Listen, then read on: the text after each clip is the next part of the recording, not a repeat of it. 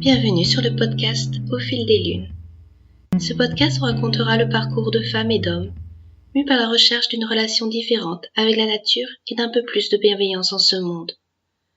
Nous vous ferons découvrir nos activités autour du bien-être, que ce soit du yoga, de la méditation, de l'hypnose, du reiki, de la sylvothérapie, et bien d'autres thèmes encore. Vous découvrirez les changements que les invités ont implémentés dans leur quotidien et leur transformation au gré des lunes. Alors, entrez dans notre salon de thé virtuel, servez-vous une tasse de thé et joignez-nous dans notre discussion en laissant infuser leurs bons conseils et en croquant la vie à pleines dents.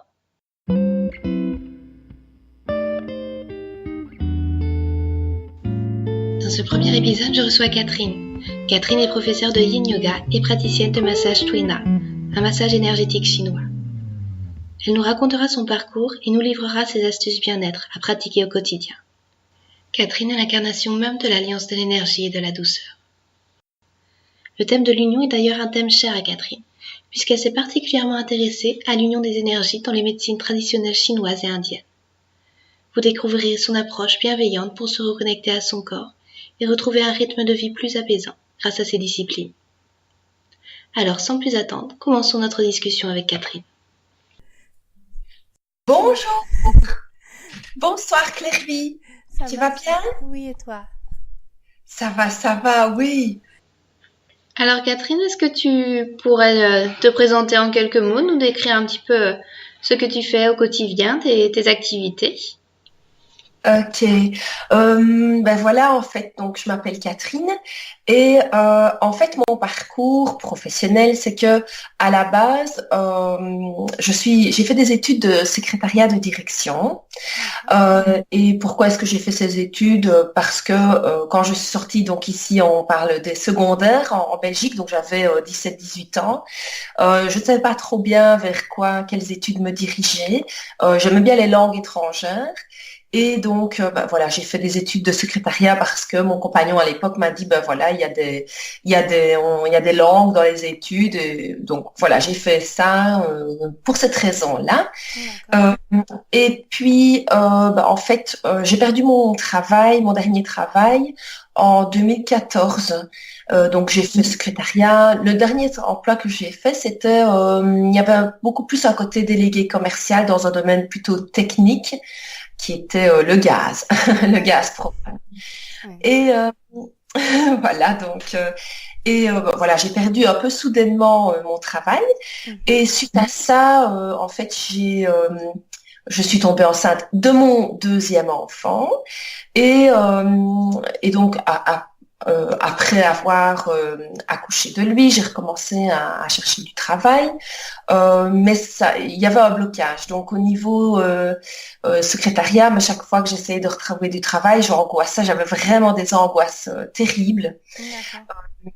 Et en fait, en parallèle, au moment où j'ai perdu ce travail en 2014, je venais d'entamer des études en massage chinois, et également en yoga. D'accord. Et mais moi je faisais pas ça dans un but, enfin je faisais ça pour moi. Et donc au final, puisque j'arrivais plus à retrouver comme secrétaire, étant donné que j'angoissais comme pas possible, tout le monde me disait, mais enfin, pourquoi tu ne fais pas les massages, lance-toi, le yoga. Donc au final, j'ai commencé. D'accord.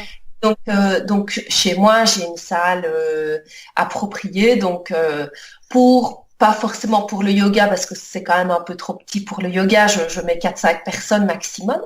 Et en fait, c'est comme ça que j'ai commencé à masser, j'ai commencé à donner des cours de yin yoga à la maison. Et en fait, par contre, justement, aujourd'hui, malgré tout, j'ai appris la nouvelle, donc j'ai quand même postulé pour un poste de secrétaire. Donc j'ai un poste de secrétaire mi-temps, ce qui me convient, parce que c'était temps plein, ça ne me convient plus, c'est plus possible, parce que j'ai besoin d'autre chose.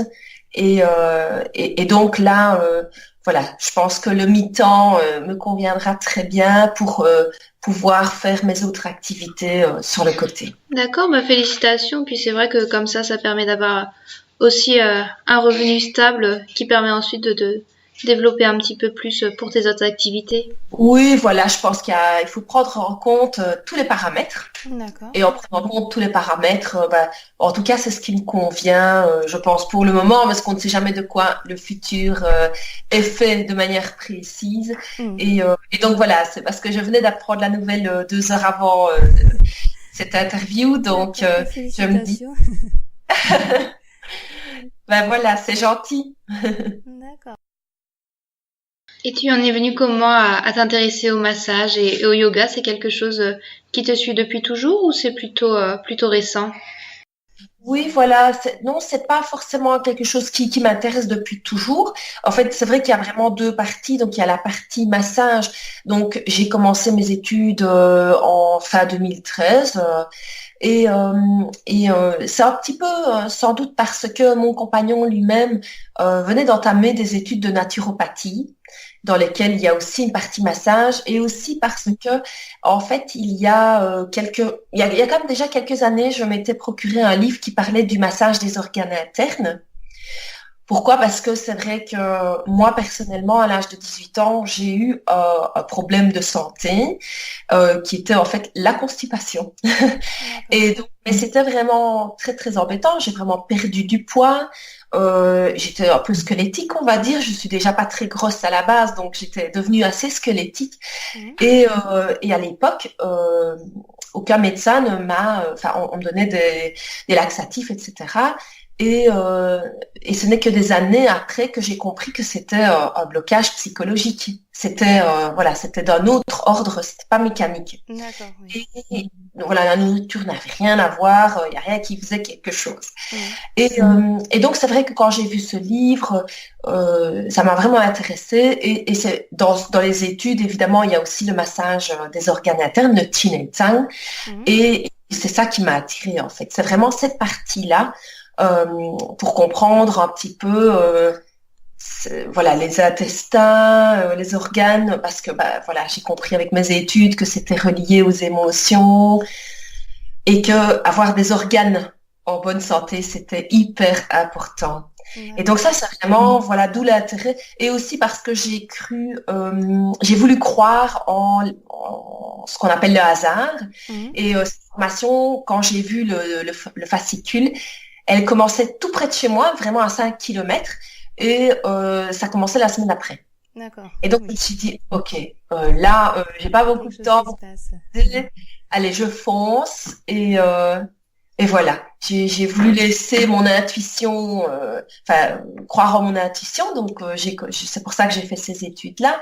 Et pour la partie yoga, en réalité, j'ai une maman qui pratique depuis plus de 30 ans. Elle va avoir 69 ans en janvier. Mhm. Et je dois dire que en la voyant, c'est assez motivant pour se dire que faire du yoga, c'est vraiment tellement positif parce que c'est pas seulement au niveau physique. C'est vrai qu'elle se plie en deux, elle fait le grand écart, c'est impressionnant. C'est super. Et avec beaucoup de force, mais ça apporte tellement de force mentale aussi Mhm. que, que vraiment c'est plus que convaincant.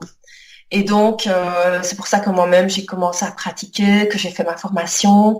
Et alors, en fait, pendant ma formation, enfin, pourquoi je suis arrivée plus au yin yoga, c'est parce que le yin yoga est un yoga qui va viser à étirer les méridiens. Donc, c'est basé sur le système énergétique chinois. D'accord, donc Et tout est c'est pour ça, relié. voilà, je suis tombée aussi sur des personnes qui m'ont parlé de tout ça et du yin yoga. Et donc, c'est vrai que je suis entre guillemets un peu plus spécialisée sur le yin yoga. Et c'est vrai qu'apparemment, ça me convient, ça me va bien, vu le retour, vu le retour de mes élèves, parce que c'est un aspect plus méditatif finalement. D'accord, donc c'est un yoga qui est un petit peu plus doux, un peu plus centré sur soi, c'est ça? C'est ça, oui, oui, oui, oui, oui. D'accord.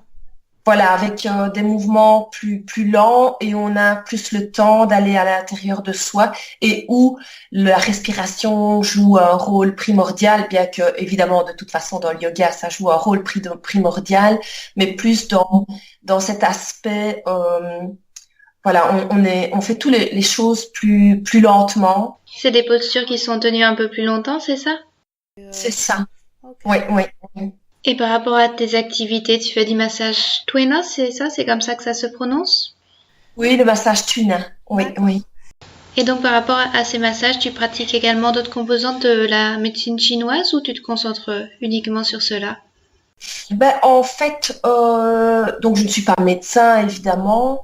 Donc, pour ma part, je pratique plus le massage prophylactique. Donc, plus dans un objectif et de détente et D'accord. de rééquilibrer la circulation de l'énergie parce que finalement, que ce soit le massage, que ce soit le yoga, Hmm. c'est vraiment cette circulation de l'énergie qui doit être sans entrave. D'accord. Et c'est le même objectif finalement de lever les blocages, de lever les adhérences. Et par le massage, ben, c'est le masseur qui va faire ça en passant. Donc, je passe sur les méridiens, sur des points d'acupuncture. Mhm. Et dans le yin yoga, alors c'est plus par les postures qui vont étirer tel méridien et avec la respiration, parce que je joue beaucoup avec l'attention aussi. D'accord. Bien sûr dans le massage aussi et dans le yin yoga avec cette intention. Donc j'invite dans le yoga mes élèves à vraiment envoyer leur souffle dans les zones où ils en ressentent le besoin. Donc s'ils ont mal au dos, dans le bas du dos ou d'autres régions.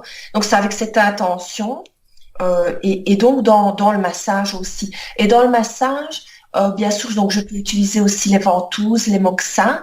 Donc les ventouses donc pour aspirer Mhm. et les moxas pour chauffer. Donc c'est un peu comme, enfin je compare ça un peu à une cigarette. Hein. D'accord. Pas une cigarette, mais voilà, Oui. on va chauffer. Ça c'est pour réchauffer.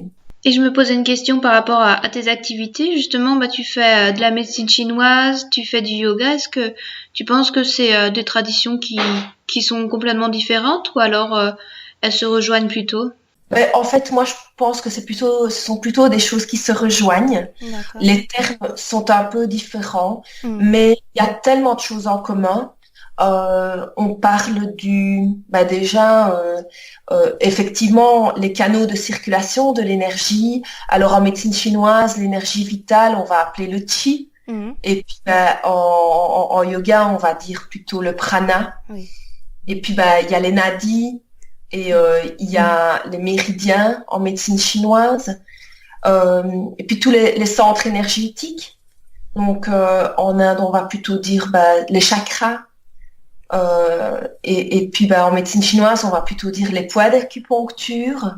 D'accord. Euh, Puis il y a aussi les dantiennes, les trois dantiennes. Et donc c'est vrai que c'est vraiment très très chouette parce qu'en fait c'était le sujet de mon travail de fin d'études. Mhm.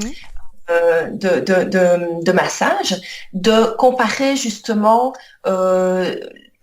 c'était en fait le yoga et la médecine chinoise unis par l'énergie. Et donc c'est vraiment ça. Il y a aussi les différents types constitutionnels en médecine chinoise et en médecine indienne aussi. Donc D'accord. je pense que ce sont vraiment, à mon avis aussi, je pense qu'il y a plein de choses qui se sont croisées aussi. Hein. D'accord. Dans l'histoire et c'est vraiment super super intéressant. Et ça t'a jamais tenté de t'intéresser un peu plus à l'Ayurveda? Enfin, ça fait peut-être partie aussi d'un de tes projets futurs. Oh oui oui oui ah oui oui oui, tout à fait oui D'accord. oui oui, je n'ai pas beaucoup je n'ai pas eu forcément, je ne sais pas tout faire à la fois Ok. parce que c'est vrai que ces derniers temps, je me suis beaucoup préoccupée à essayer de développer mon activité en testant comment il faut développer, parce qu'il faut Mhm. forcément développer une activité. Mais oui, bien sûr, D'accord. c'est quelque chose qui m'attire et à laquelle sans doute je vais m'intéresser et progressivement aussi, bien sûr, oui, oui. En tout cas, tu as déjà une belle palette de compétences. C'est chouette. Et pour lancer ton activité, tu as fait ça de façon progressive ou tu t'es lancé du jour au lendemain?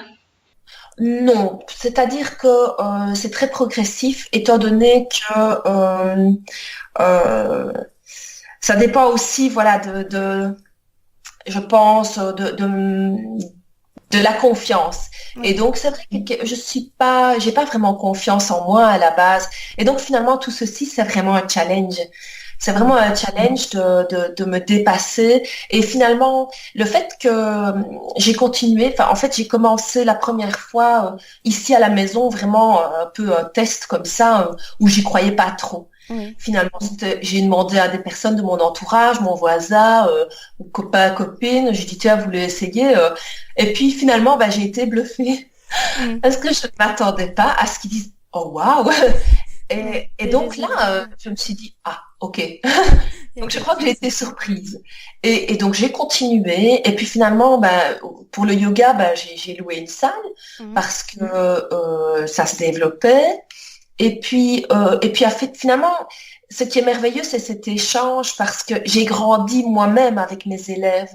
Mm. En fait, je leur apporte quelque chose, mais ils m'apportent énormément parce que les retours qu'ils m'ont fait, parce que d'expérience maintenant, ce que je peux dire, c'est que ce que je leur apporte, je crois que la chose principale, en tout cas, donc pour la partie Yin Yoga, c'est se lâcher prise. Oui. C'est vraiment enfin, mes élèves, on va dire, j'ai envie de dire les gens, mais c'est peut-être un peu faire une généralité, mais nous sommes dans une société où tout va à 100 à l'heure. Il Mm. y a beaucoup d'informations, on doit faire plein de choses, être performant au travail, etc. Et les personnes sont assez bien sous tension. Oui.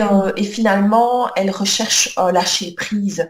Et donc, elles viennent relâcher le corps via les postures, mais aussi, je les guide tout le long de la séance, en les invitant constamment à se reconnecter à leur souffle, parce que en fait, on s'égare tout le temps dans le mental, Oui.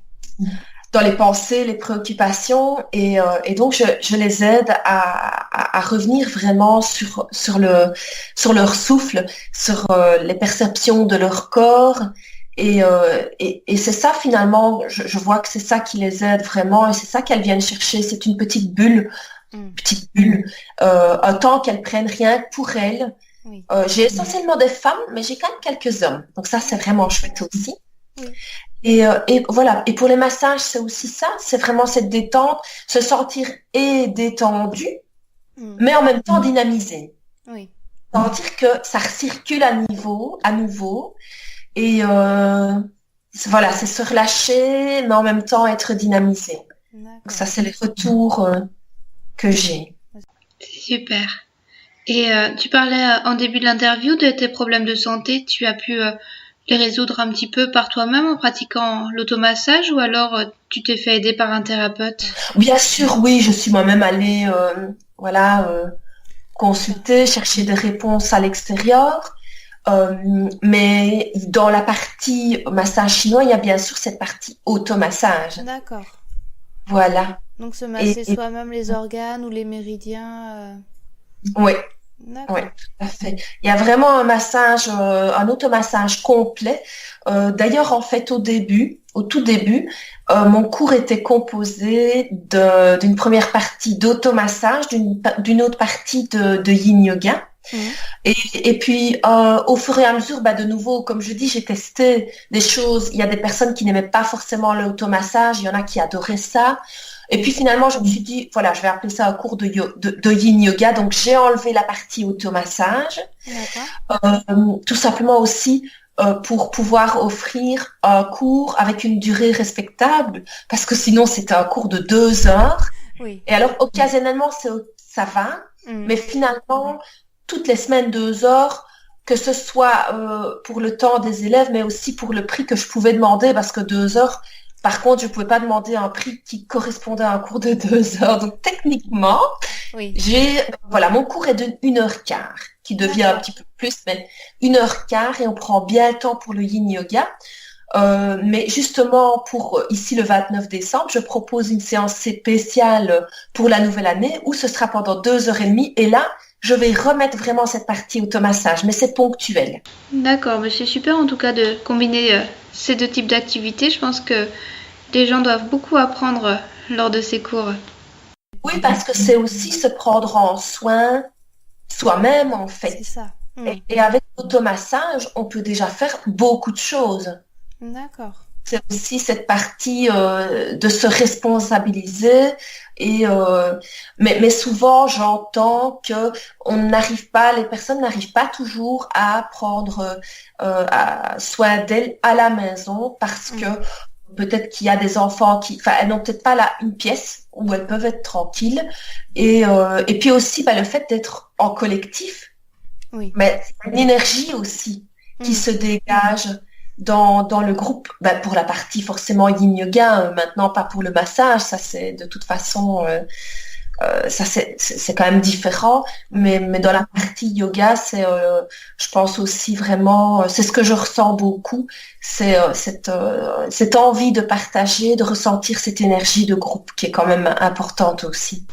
D'accord, et entre les cours de yoga et les massages, tes semaines doivent être bien remplies, j'imagine. Oui, oui. Bien rempli. Si ça l'était complètement, je n'aurais pas vraiment peut-être ce travail de secrétaire à côté. Mais pour l'instant, au niveau du yoga, ce qu'il y a, c'est que je n'habite pas forcément une grande ville. Donc je ne suis pas quelqu'un spécialement de la ville, et donc je n'ai pas eu envie de réellement proposer mes services parce que c'est vrai que tu connais peut-être Liège, donc j'habite près de la ville de Liège, et donc moi je suis plus ou moins 10 kilomètres en dehors, donc forcément j'ai testé des cours en matinée, ça m'a pas forcément encore bien donné, donc j'ai arrêté. Maintenant, c'est vrai que de nouveau, donc quand on veut développer une activité, il faut non seulement bien faire son activité, mais il faut la faire connaître autour de soi. Donc il y a quand même un aspect marketing, même si ce qui fonctionne le mieux et le plus durablement, c'est le bouche à oreille. Mais ça prend un certain temps. Et donc pour quand même forcément répandre l'information, donc j'ai utilisé les flyers. J'ai créé ma page Facebook et je viens de terminer mon site internet. Mais ça a pris tout son cheminement, tout son temps. Et donc là, j'ai 2 cours par semaine. J'ai le soir et le matin. Et voilà. Et c'est vrai que comme j'ai un petit bout, j'ai pas forcément envie d'accumuler les cours en soirée. Mais c'est vrai que le soir, c'est quand même ce qui fonctionne le mieux. J'ai aussi en fait un cours de yoga pour enfants. Alors là, on parle pas de yin yoga parce que c'est pas pour les enfants, ça. Oui, c'est peut-être un peu trop doux. Voilà, c'est beaucoup trop lent, beaucoup trop dans le yin, et donc les enfants sont dans le yang, dans l'activité. Et donc, mais là, c'est encore chez moi avec 3 enfants. Mais donc ça, j'ai envie de développer ça peut-être très prochainement, de proposer ça à l'école. Je vois bien que j'ai un fils de 3 ans et demi et il connaît déjà le chien à tête en bas, l'arbre, le chat, parce que il entend et donc ça c'est quelque chose que j'aimerais faire. Et puis des massages, mais les massages c'est vrai que c'est toujours on prend rendez-vous, donc c'est des horaires très variables en fait. D'accord, on mettra les liens vers ton site internet et vers ta page Facebook, là où il y aura le podcast dans ce cas-là. Oui. D'accord, et une question que je voulais te poser aussi, c'est par rapport à tes routines, tes habitudes, tu auras des petites astuces à nous faire partager, que tu voudrais bien nous livrer? Oui, bien sûr. En fait, dans mes pratiques quotidiennes, ce que je fais, c'est qu'au lever, quand je suis encore dans mon lit, je pratique la gratitude. Donc, je pense à 3 choses pour lesquelles je peux avoir de la gratitude. Ensuite, je me lève et je vais dans ma salle bien-être. Et alors là, ça dépend. J'aime beaucoup commencer ma journée par 3 salutations au soleil. Donc une partie yoga. Alors là, soit je fais vraiment une séance de yoga, ou alors je la fais plus tard dans la journée. Et alors si c'est plus tard, mais je fais de toute façon au moins 3 salutations au soleil. Ça me permet vraiment de délier mon corps. Là, direct au lever, j'ai pas vraiment envie de faire du yin yoga parce que j'étais quand même couchée. Et là, j'ai plutôt envie d'action. Donc, c'est de toute façon 3 salutations au soleil, avec aussi, je pense à une intention. Voilà, une intention pour la journée. D'accord. Ben voilà, s'il y a quelque chose de particulier, ben, je vais mettre une intention particulière là-dessus. Sinon, ben, voilà, une intention plus générale.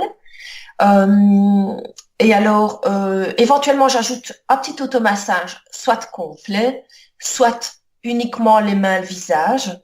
Voilà, ça varie, ou alors le corps complet. Ça dépend un petit peu du temps que j'ai. Tout simplement parce que ici, avec l'automne, l'hiver, j'ai ressenti que j'avais quand même un peu plus de mal à me lever plus tôt. Et donc, là, j'ai plutôt fait un petit peu moins et peut-être plus pendant la journée, selon comment s'organise ma journée. Voilà. Alors, durant toute la journée, ce que je fais, c'est vraiment ce que je fais finalement pendant mon cours de yoga, c'est j'essaye de ramener mon attention à l'instant présent. Et parce que le mental, c'est terrible, hein, je m'égare dans le passé, dans le futur, et je remarque, à chaque fois que je remarque que je ne suis plus là, eh bien, je reviens à l'instant présent. Parce que c'est vrai que je crois vraiment dans le fait que tout se joue à l'instant présent et qu'il faut aller dans le passé, dans le futur que quand c'est nécessaire. Et surtout, pour moi, puisque je sens bien que moi, j'ai facilement, je m'égare facilement dans des pensées et j'ai besoin de me ramener à l'instant présent. Donc c'est vraiment ce que je fais plein de fois par jour. Je ne saurais pas dire combien de fois, mais plein de fois. Et puis, oui, voilà, tout à fait. Et puis, le soir, je me retire. Donc, quand le petit est couché, que j'ai tout terminé, je fais une petite méditation. Et le soir, je m'endors de la même manière que je me suis levée le matin, avec 3 pensées de gratitude. D'accord, merci pour ce partage, ça donne plein de belles idées à implémenter. Et puis moi aussi j'ai l'habitude de commencer la journée et justement par 3 salutations au soleil, je trouve que ça permet de délier un petit peu l'énergie puis de commencer la journée du bon pied. Ah voilà, contente nous avons une pratique en commun. Hein. C'est sympa. Ah oui, c'est vrai que je voulais aussi peut-être, mais ajouter aussi le jus de fruits et légumes. Ça, c'est plus au niveau alimentation, mais ça, je trouve que c'est vraiment vraiment très chouette. Voilà, je veux dire la base, on va dire jus de carotte avec une pomme, mais voilà, je trouve que ça c'est aussi ça fait, on sent vraiment que ça fait du bien à l'organisme. Tu prends un jus de légumes tous les jours, tous les matins au petit déjeuner ou pas forcément au petit déjeuner, parce qu'au petit déjeuner, on a beaucoup, c'est vrai que je n'en parle pas, mais on a beaucoup l'habitude de commencer par ce qu'on appelle une crème de fruits, style crème Budwig, avec des oléagineux qui ont trempé la plupart du temps la nuit. Et donc là, c'est vrai que c'est quand même, voilà, c'est important. Et je vois que d'ailleurs, le petit, qui a 3 ans et demi, il mange ça sans problème, il est super content de manger sa crème de fruits. Parce que j'ai un fils qui a 16 ans et à l'époque, voilà, quand lui était petit, moi je ne faisais pas tout ça. Et donc, par contre lui, c'est pas l'âge où il faut commencer à introduire des choses à l'adolescence. Oui, c'est pas les mêmes goûts. Non, lui, c'est pas le moment. Il viendra peut-être à ça dans quelques temps, dans quelques années, j'espère. Oui. D'accord, merci beaucoup Catherine pour toutes ces petites astuces, tout ton savoir partagé et puis j'ai été vraiment ravie de partager cette aventure pour ce premier podcast avec toi, puis j'espère qu'on aura l'occasion de se revoir très bientôt et pourquoi pas une nouvelle interview parce que j'ai l'impression que tu as encore plein de choses à nous faire découvrir. Merci. En tout cas, c'est moi qui te remercie Claire-Vie, voilà, j'apprécie beaucoup et voilà, je suis à ta disposition si jamais tu voulais en savoir plus ou pour répondre à des questions. Vraiment, tout le plaisir était vraiment pour moi. D'accord, merci beaucoup Catherine.